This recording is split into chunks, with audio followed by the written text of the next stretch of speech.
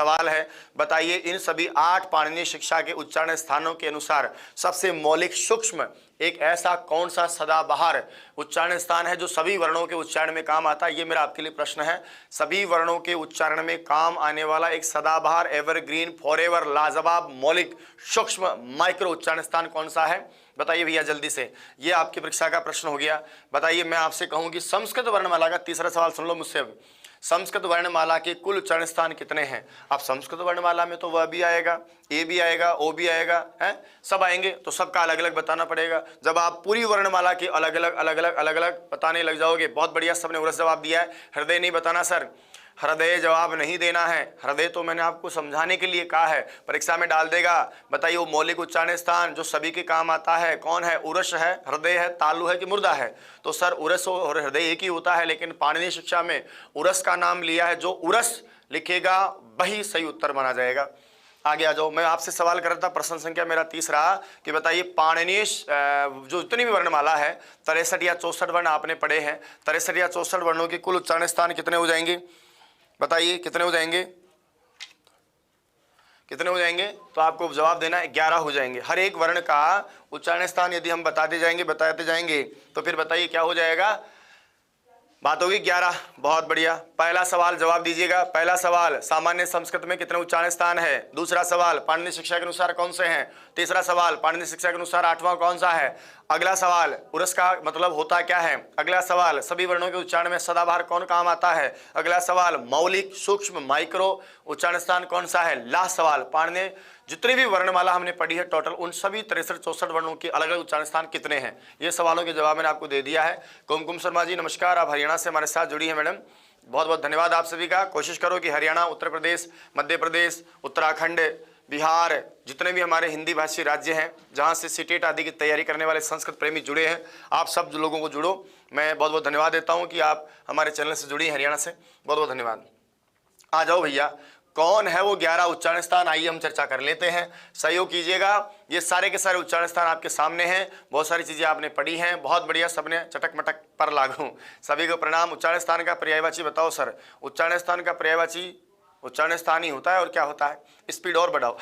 बहुत बढ़िया। आ जाओ, बात करते हैं। अगला प्रश्न है, देखो साहब, अब क्या करेंगे? सूत्रों के द्वारा हम चलेंगे। अच्छा याद रखना, इसमें 11 सूत्र बताए गए हैं। 11 सूत्रों में आगे हमारे पहले तो क्या है? वर्ण बताए गए हैं, और वर्णों के बाद में उच्चारण स्थान बताए गए हैं। आशा करता हूं ये सभी को याद होंगे, इसलिए मैं यहाँ ज्यादा समय नहीं लूंगा। मैं आपको बताना चाहूंगा कि इसमें परीक्षा के प्रश्न कैसे आते हैं। सुनिएगा, सबसे पहला, यदि किसी भी वर्ण का उच्चारण स्थान पूछ लेगा, है का बताओ, ट का बताओ, च का बताओ, कु का बताओ, यण का बताओ, अंतस्थ का बताओ, उष्म का बताओ, किसी भी प्रकार से आपकी परीक्षा में कोई भी आपसे प्रश्न पूछ सकता है। तो प्रत्येक वर्ण का उच्चारण स्थान का एक प्रश्न तय है। परीक्षा में किसी भी एक वर्ण का, चाहे अनुस्वार का पूछे, विसर्ग का पूछे, है का पूछे, क का पूछे, ढ का पूछे, द का पूछे, तो 100% आपको परीक्षा में एक सवाल पूछा जाएगा। चलिए आगे बढ़ जाता हूं मैं। किम जोंग हमारे साथ साउथ कोरिया से जुड़ चुके हैं, बहुत बहुत धन्यवाद सर। पहला प्रश्न है, मेरे साथ पढ़ेंगे। बताइए पहला सूत्र क्या आता है? अकुह विसर्जनीया नाम कंठः।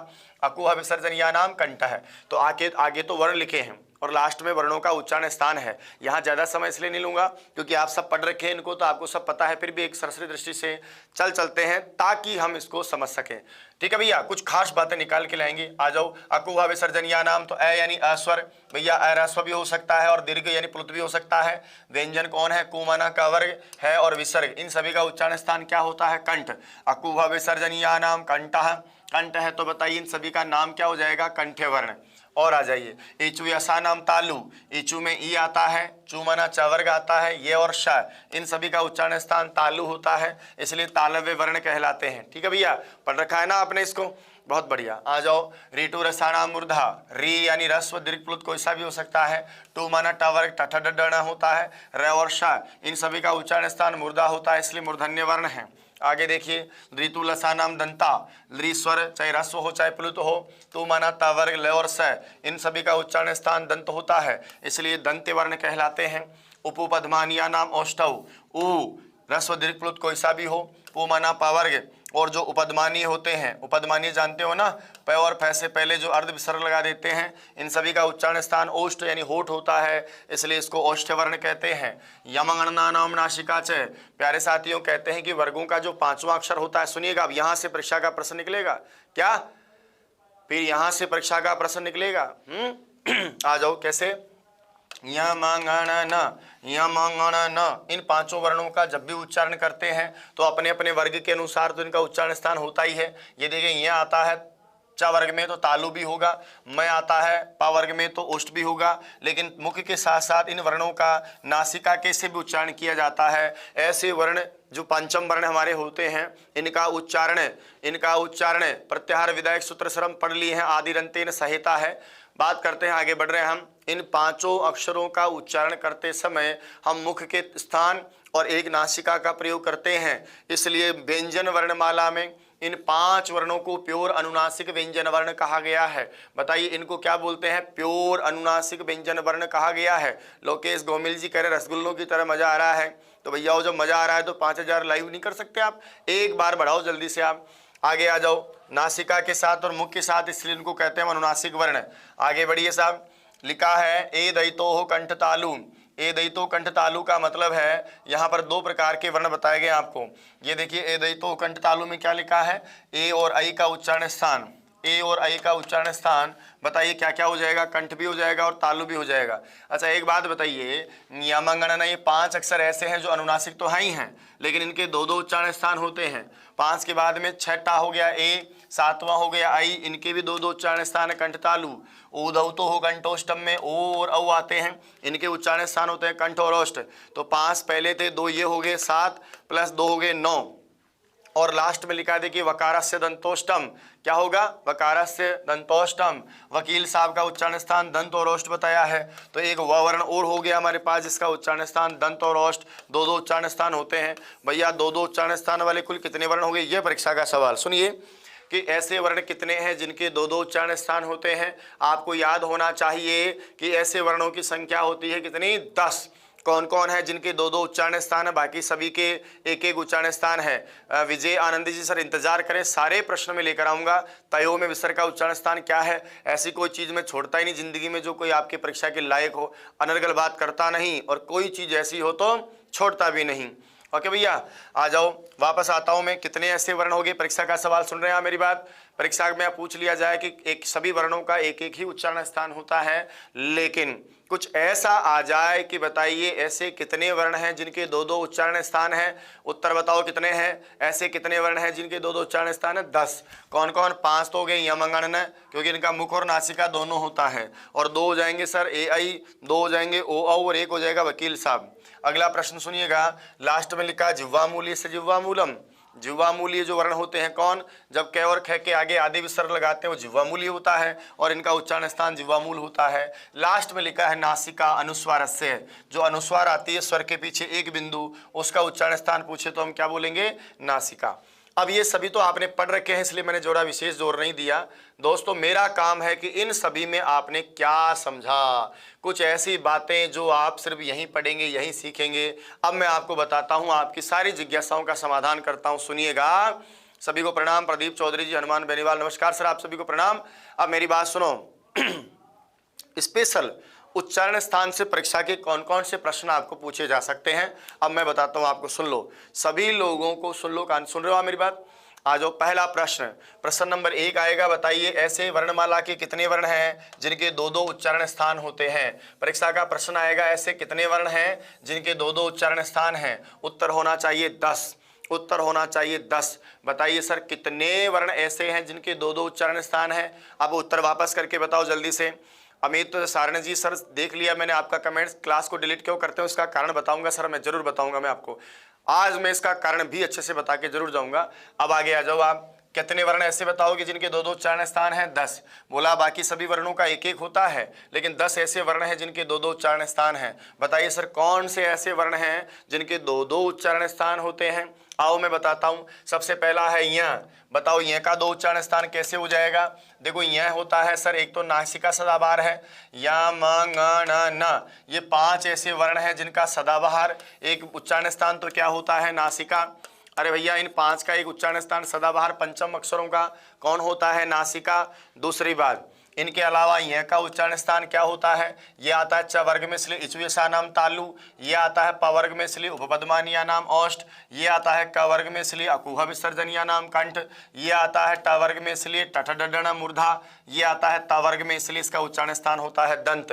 5 ऐसे अक्षर तो ये रहे जिनका उच्चारण स्थान मुख के स्थान से भी होता है और नासिका के स्थान से भी होता है। मेरी बात कान खोलकर सुनिएगा, 10 ऐसे वर्ण हैं जिनके 2-2 उच्चारण स्थान होते हैं। तो 5 तो कौन है? जो मुख वाले और नासिका वाले हैं, यम ङ न। और कौन है? ए और आई जुड़ जाएंगे 2, क्योंकि इनका उच्चारण स्थान कंठ और तालु बताया है, एदई तो कंठ तालु। ओ और औ भी ऐसे हैं जिनका कंठोष्ठ बताया है, कंठ और औष्ठ। और वकील साहब हमारे अकेले ऐसे इंसान हैं जिनका दंत और औष्ठ बताया गया है। तो बताइए 5 तो यहाँ है, 5 भाई साहब यहाँ हैं, 5 और 5 कितने हो गए? 10 हो गए हैं। तो ऐसे कितने वर्ण हैं जिनका उच्चारण स्थान 2-2 होता है? बात समझ में आ गई होगी। अरे यमगणनम का एक तो अपने अपने वर्ग के अनुसार आता है मुख का स्थान, एक नासिका, तो 2-2 उनके भी चलते हैं, ए आई ओ औ व। सुन लीजिएगा, 10-10 2-2 उच्चारण स्थान वाले मैं कमेंट्स पढ़ रहा हूँ सारिका बुढ़ानिया जी, पर मैं चाहता हूँ आपका समय काम आए। आप लोग नहीं समझ पाते मेरी भावनाओं को, यही बड़ी परेशानी है। यदि मैं कमेंट्स ही पढ़ूंगा तो फिर पढ़ा लिया मैं आपको, फिर वही चटपटी बातें फालतू का फिजूल का बातें करके चला जाऊं, क्या मतलब निकलेगा? आया हूं 1-1.25 घंटा बात करके जाऊंगा, हर परीक्षा का प्रश्न उठाऊंगा ताकि आपको भी मजा आए, आनंद। चलो बने रहिएगा, कमेंट्स पढ़ रहा हूं मैं सबके, लेकिन मैं चाहता हूं कि कुछ ऐसा बढ़िया पढ़ा के जाएं ताकि आपकी ज़िंदगी में काम आए। अब मैं ऐसे हो जाएंगे, मैं कमेंट्स पढ़ूंगा तो फिर कैसे बताओ? 4000 पार कर दिया आपने, बहुत बहुत धन्यवाद। कोई बात नहीं, थोड़ा सा और प्रयास करो, 5000 हो जाएंगे, ठीक है भैया। लास्ट के बाद में पढ़ूंगा, मैं अभी चर्चा कर रहा हूं मैं आपके साथ, सबके कमेंट्स दिख रहे हैं मुझे, लेकिन मैं देख करके भी अनदेखा कर रहा हूं क्योंकि मेरा उद्देश्य मैं पूरा करके जाऊंगा। आया हूं तो कुछ ऐसा करके जाऊंगा जो आपके काम आए। देखिए विजय जी कह रहे हैं पढ़ाओ पढ़ाओ, पढ़ा लिया, आगे आ जाओ भाई साहब। वापस देखो, फिर आप बुला देते हैं यार मुझे, फिर कहते हैं गुरुजी ये बात हो गई। बताओ कितने वर्ण हैं जिनके 2-2 उच्चारण स्थान है? समझ में आ गई ये बात? गणना और उसके अलावा ए आई ओ औ और वह है। अब सुनो, एक परीक्षा का प्रश्न मैं और निकाल देता हूं। अगला प्रश्न सुनना मेरा। बताइए जिन वर्ण, मैं पूछ रहा हूं आपसे, बताइए जिन वर्णों का उच्चारण मुख और नासिका दोनों से होता है उन वर्णों को क्या कहते हैं? अगला प्रश्न सुनो बाब। ऐसे वर्ण जिनका है, जिनका उच्चारण मुख और नासिका दोनों से होता है, जल्दी से बताइए ऐसे कौन से होंगे? बताओ कौन से वर्ण होंगे, क्या कहलाएंगे, उनका नाम क्या है? बताओ भैया, ऐसे वर्ण जिनका उच्चारण दोनों से होता है उनका नाम क्या है? क्या कहते हैं उनको? ऐसे वर्ण जिनका मुख और नासिका दोनों से उच्चारण होता है, बताइए ऐसे वर्णों को क्या कहते हैं? ऐसे वर्णों को क्या कहते हैं? ऐसे वर्णों को क्या कहते हैं? ऐसे वर्णों को क्या कहते हैं? बिल्कुल अनुनासिक वर्ण, बहुत बढ़िया। अब परीक्षा का सवाल और सुन लो। बताइए पाणिनि की एक होता है नाक वाला, जिन वर्णों का उच्चारण मुख और नासिका दोनों से होता है, ऐसे वर्णों का नाम बताइए क्या होता है? अनुनासिक वर्ण होता है। कौन सा वर्ण होता है? अनुनासिक। तो परीक्षा में आ जाए कि बताइए अनुनासिक वर्ण कितने पढ़े गए हैं यहाँ पर, तो आपका उत्तर होना चाहिए 5। लेकिन एक ऐसा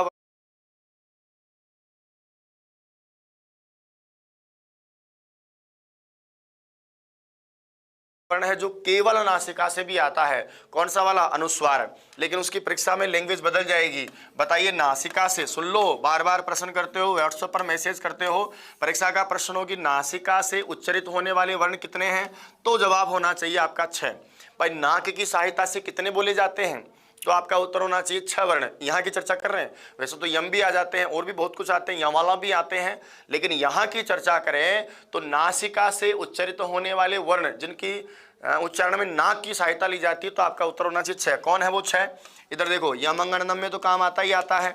उसके अलावा आपको पता है कि एक बिंदु जो स्वर के पीछे आती है अनुस्वार भी तो आता है। इसलिए नासिका से कितने वर्णों का उच्चारण होता है? आप कहेंगे गुरुजी 6 का होता है, लेकिन परीक्षा का सवाल आए कि अनुनासिक कितने हैं, अनुनासिक कितने हैं, तो जवाब होना चाहिए 5। क्यों भाई? क्योंकि यमगणनम ही ऐसे हैं जिनका मुख और नासिका दोनों से होता है। अनुस्वार का तो केवल नासिका होता है ना, और जिस वर्ण का केवल नासिका है वो, अगला प्रश्न सुन लो, वो नासिक के वर्ण होता है। क्या होता है? नासिक के। तो सुन लो, अनुनासिक कितने हैं? 5, क्योंकि मुख नासिका दोनों से होना जरूरी है। नासिका से कितने अधिकतम होते हैं यहाँ? 6, क्योंकि एक अनुस्वार भी है। और कहते कि केवल नासिक के बताइए कौन है? सुन लो परीक्षा का सवाल, केवल नासिक के। अब नासिक के किसको कहोगे? जिसका उच्चारण नाक से होता है, वो एक है, बताइए कौन है? अनुस्वार। परीक्षा के 3 सवाल, लेडीज एंड जेंटलमैन, तीनों के जवाब देंगे अब आप। अनुनासिक वर्ण कितने हैं? 5। केवल नासिका से उच्चरित कितने हैं? 1। और बताइए नाक की सहायता से कुल कितने उच्चरित होते हैं? 6। अब ठीक है, आप समझ गए होंगे। तो यदि आपका ध्यान यहाँ है और मेरी बातों में आप गंभीरता के साथ देखते हैं तो आपको समझ में आ गया होगा। यही लाइन देखो यहाँ लिखी है मैंने, 5 वर्ण अनुनासिक वर्ण कहे गए हैं जिनका उच्चारण मुख और नासिका दोनों से होता है। जैसे य का तालु नासिका, म का ओष्ठ नासिका, न का कंठ नासिका, ण का मूर्धा नासिका, न का दंत और नासिका। तो अनुनासिक कितने पढ़े गए हैं यहाँ पर? 5 वर्ण। और आ जाओ, नासिका से उच्चरित होने वाले कितने थे? 6। ये देखो, ये बात भी मैंने आपके सामने यहाँ लिख दी। और इधर भी सुन लो, केवल नासिका से उच्चरित वर्ण अनुस्वार होता है। अब आ जाओ, जो आप लोग बार बार कमेंट्स करके जानना चाहते हैं तो मेरी बात ध्यान से सुनो। विसर्ग का प्रश्न आ जाए सामान्य कि बताइए विसर्ग का उच्चारण स्थान क्या है। याद रखिएगा, यदि सामान्य प्रश्न आ जाए परीक्षा में कि बताइए विसर्ग का उच्चारण स्थान क्या है, नॉर्मल प्रश्न हो, जैसे ये देखिए लिख दिया परीक्षा में कि बताइए विसर्ग का उच्चारण स्थान क्या होगा। सामान्य परीक्षा का प्रश्न हो कि विसर्ग का उच्चारण स्थान क्या है, तब तो आप सबको पता है कि आपका जवाब क्या होता है? कंठ। तो किसी शब्द में विसर्ग लगाकर परीक्षा में पूछा जाए तब उसका उत्तर बदल जाएगा। सुन लो, पहला प्रश्न परीक्षा का, बताइए विसर्ग का उच्चारण स्थान क्या है? कंठ है। विसर्ग का उच्चारण स्थान क्या होता है? कंठ होता है। लेकिन परीक्षा में बदल दिया जाए और वहां पर वो आपकी परीक्षा का सवाल कैसा हो, उसमें कोई शब्द में दे दे। उदाहरण के लिए जैसे ये देखो, दे रखी है मैंने रामः में। याद रखना, जब भी किसी शब्द में विसर्ग का उच्चारण स्थान पूछा जाए तो उस समय विसर्ग का उच्चारण स्थान वही माना जाएगा जो विसर्ग जिस स्वर का आश्रय लेकर आ रही है। विसर्ग जिस स्वर के साथ आ रही है उस स्वर का जो उच्चारण स्थान होगा वही उच्चारण स्थान उस विसर्ग का भी माना जाएगा। दोबारा सुन लो, यदि शब्द में विसर्ग का उच्चारण स्थान पूछा जाए तो याद रखना विसर्ग का वही उच्चारण स्थान होगा जिसका सहारा लेकर वो आती है, क्योंकि विसर्ग हमेशा सहारा लेकर आती है। पिछला विचला नहीं बोलेंगे गुरुजी, हम पढ़ेंगे सीधा कि जिसके साथ वो आ रही है वो पढ़ लेंगे। अब जैसे उदाहरण के लिए रामः में किसके साथ आई? अह के साथ आई, तो विसर्ग का उच्चारण अ के समान माना जाएगा। अब ये तो सौभाग्य से अ का उच्चारण स्थान भी कंठी होता है। जैसे हरि में बताओ किसके साथ आई? इही के साथ आई। ई का उच्चारण स्थान क्या होता है? तालु। तो विसर्ग का भी हरि में पूछे कि हरि में विसर्ग का उच्चारण स्थान बताइए, तो बताइए क्या हो जाएगा? तालु। गुरु में बताइए, तो गुरु में रूह ऊह, ऊ के साथ आई, ऊ का उच्चारण स्थान ओष्ठ होता है, तो विसर्ग का उच्चारण स्थान भी ओष्ठ माना जाएगा। इसी प्रकार से मातृहि में री के साथ आई, तो भैया जो उच्चारण स्थान री का होगा रेटुरषाणाम मूर्धा, वही विसर्ग का माना जाएगा। हरे ही, हरे में किसके साथ आ रही है विसर्ग? ए के साथ आ रही है, तो ए का उच्चारण स्थान कंठ तालु है, तो विसर्ग का उच्चारण स्थान भी कंठ तालु माना जाएगा। और गुरोह में ओह के साथ आई, जब ओह के साथ आई तो ओह का उच्चारण स्थान कंठोष्ठ होता है, तो विसर्ग का उच्चारण स्थान भी कंठोष्ठ माना जाएगा। क्या बात क्लियर हो गई है क्या? अरे भैया बात क्लियर हो गई है क्या? बहुत बढ़िया। तो विसर्ग का केवल उच्चारण स्थान पूछे तो हम बताएंगे कंठ, लेकिन कोई शब्द में दे दे कि बताओ हरि में, रामा में, हरे में, गोह में आदि में बताओ, तो हम देख लेंगे कि विसर्ग किसकी सहायता से आ रही है, किसके सहारे आ रही है। जिसके सहारे आएगी उसी स्वर के समान विसर्ग का उच्चारण स्थान माना जाएगा। ये बात यहीं क्लियर हो गई, मुझे ऐसा लग रहा है। मैं अब देता हूं आपके लिए एक प्रश्न। देखिए बताइए, आप यदि इस बात को समझ गए तो मुझे ये बताओ कि गाहू में, बताइए गाहू में, बताइए गाहू में, गाय का पर्यायवाची शब्द है गाहू, तो बताइए गाहू में। कोई बात नहीं, बहुत बहुत धन्यवाद, आप समझ गए, बहुत अच्छी बात है। अब इसका जवाब दो परीक्षा में बैठे आप। रीट की भर्ती परीक्षा में 25 अप्रैल को पेपर है, उस 25 पेपर के अप्रैल के परीक्षा भी प्रथम नंबर में आपको पूछा परीक्षा में कि बताइए गाहू शब्द में, गाहू शब्द में विसर्ग का उच्चारण स्थान क्या होगा। तब तक मैं बढ़ जाता हूं आगे यत्न और प्रयत्नों की ओर। लो भैया, अभी तो एक चीज और आपके लिए जबरदस्त है। अरे गाहू में उच्चारण स्थान क्या होगा विसर्ग का, जल्दी से बताइए। बहुत बढ़िया, आगे आ जाओ। अयोगवाह वर्णों के उच्चारण स्थान क्या है। एक प्रश्न ये भी आ जाता है कि 4 अयोगवाह देकर के आपको परीक्षा में पूछ सकता है कि बताइए, बहुत सुंदर कंठोष्ठ बताया सभी ने, जोरदार है, बहुत शानदार, सुंदर, बहुत बढ़िया, कंठोष्ठ माना जाएगा क्योंकि गौ में औ के साथ आया है ना, तो औ में कंठोष्ठ माना जाएगा। बहुत सुंदर, आगे आ जाओ। बात करते हैं अयोगवाह वर्णों का उच्चारण स्थान क्या होगा। अयोगवाह से याद आया ऐसे वर्ण जिनका पाणिनि के स्वर और व्यंजनों में पाठ नहीं है, तो ये 4 चीजें मैंने लिख रखी है, विसर्ग, उपदमानीय, जिह्वामूल्य और अनुस्वार। सुन लो, विसर्ग का ये परीक्षा में सर्वाधिक पूछे जाते हैं। विसर्ग का उच्चारण स्थान सामान्य पूछे तो कंठ होता है, जिह्वामूल्य में पै और फै आते हैं, इनका उच्चारण स्थान पूछे तो पै के समान इसका भी उच्चारण स्थान ओष्ठ ही होता है। लेकिन याद रखना, सुन लीजिए, सावधानी, क्योंकि सावधानी हटी दुर्घटना घटी। अब मेरी बात सुनो, परीक्षा में आ जाएगा, सुनिएगा, परीक्षा में आ जाएगा पै का उच्चारण स्थान क्या है। तो दोस्तों पै का उच्चारण स्थान क्या होता है? ओष्ठ। परीक्षा में आ जाएगा, बताइए इसका उच्चारण स्थान क्या है। हम समझ गए कि ये उपदमानीय है, लेकिन पै के समान उपदमानीय का भी उच्चारण स्थान, इसलिए इसका भी उच्चारण स्थान क्या हो जाएगा? ओष्ठ। लेकिन एक प्रॉब्लम आती है, मुझे पता है, और बहुत सारे लोग गलतियां कर देते हैं। परीक्षा में पूछ लिया, बताइए इसका उच्चारण स्थान क्या है, ये क लिखा मैंने, क का उच्चारण स्थान परीक्षा में पूछेगा तो आप कहेंगे सर अकुह विसर्जन या नाम कंठा है, बताओ क्या हो जाएगा, कंठ हो जाएगा। लेकिन परीक्षा का सवाल ये ना हो करके ये हो कि बताइए इसका उच्चारण स्थान क्या है। अब कई लोग गलती कर देते हैं, क को देके सीधा कंठ टिका के आ जाते हैं, वो भूल जाते हैं कि इस क के आगे कोई चिन्ह बना हुआ है। उनसे कहते हैं कि यार इसको नहीं देखा, बोले तो कोई शाही का टपका वक्का इधर उधर हो गया होगा। ये नहीं पता कि जिंदगी में शाही का टपका मेरी जिंदगी टपका देगा। याद रखना क से पहले जब अर्ध विसर्ग